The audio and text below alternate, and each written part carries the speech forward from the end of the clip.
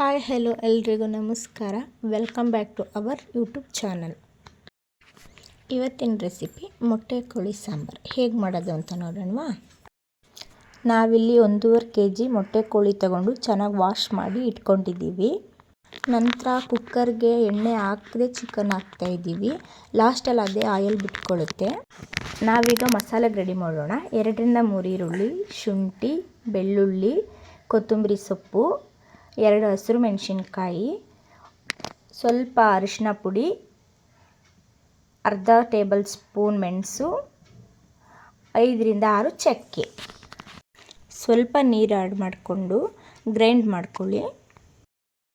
ನಂತರ ಗ್ರೈಂಡ್ ಮಾಡಿರೋ ಪೇಸ್ಟ್ನ ಚಿಕನ್ನಿಗೆ ಆ್ಯಡ್ ಮಾಡಿಕೊಂಡು ಸ್ವಲ್ಪ ಉಪ್ಪು ಹಾಕ್ಕೊಂಡು ಮಿಕ್ಸ್ ಮಾಡ್ಕೊಳ್ಳಿ.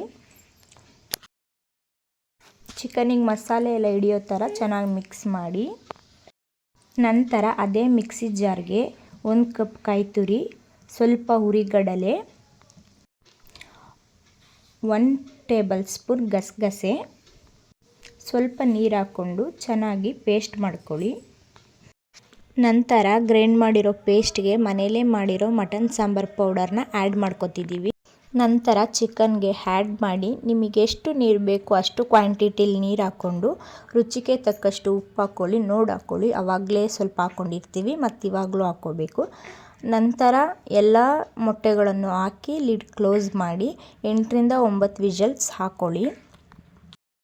ನೋಡ್ತಾ ಇದ್ದೀರಲ್ಲ ಎಣ್ಣೆ ಎಷ್ಟು ಅದೇ ಬಿಟ್ಕೊಂಡಿದೆ. ರೆಡಿ ಆಯಿತು ಮೊಟ್ಟೆ ಕೋಳಿ ಸಾಂಬಾರು.